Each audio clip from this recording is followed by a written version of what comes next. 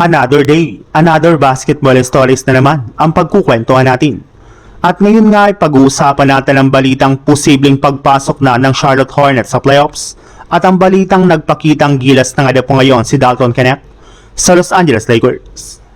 Bagamat man nga po isang play-in tournament na kupunan lang ngayong season ang Charlotte Hornets, ay marami na rin naman nga pong mga NBA analyst ang nagsabi na kumpara nga po ng mga nagdaang taon ay meron na nga po silang napakalaking chance ngayon na makapasok sa playoffs. Kung inyo nga pong matatandaan, nakapasok nga po sa play-in tournament ang Hornets taong 2022. Ang problema lang napakadali nga po ditong nalaglag ang kanilang kupunan. Pero hindi nga po kagaya ng nakaraan nilang kampanya ay mas competitive at mas malakas na nga po ngayon ang kanilang lineup. May malalaking teams rin naman nga po ang kanilang napatumba ngayong season, kaya hindi nga po malabo na maulit nila iyon sa play-in tournament upang sa ganon ay magkaroon sila ng tsansa na makabalik sa East Playoffs simula pa taong 2015 to 2016 NBA season.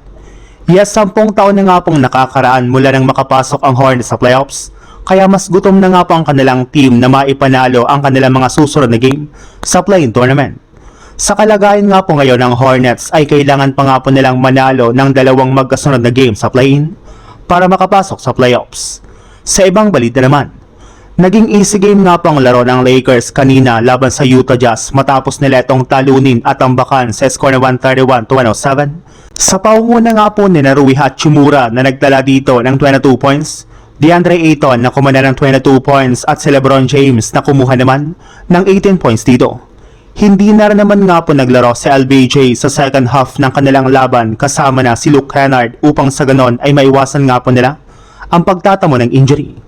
At dahil nga po sa pagkapanalong ito ng Lakers na sinabayan pa ng pagkapanalo ng Denver Nuggets sa game nito laban sa Spurs, ay sila na nga pong magiging official na 4th seed sa West kung saan inaasahan nga po na makakalaban nila dito ang kupunan ng Houston Rockets ni Kevin Durant. At dahil nga po napakalakas ng kanilang kalaban ay kailangan nga po ng Lakers ng mga tutulong kina LeBron.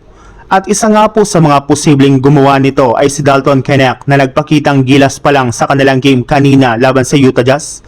Sa pagtatala nga po nito ng 17 points sa loob lamang iyan ng 4th quarter, sinamahan rin nga po niya ito ng 4 assists, 2 rebounds, 1 steal at 1 block sa kanyang 5 out of 6 shooting sa 3-point line.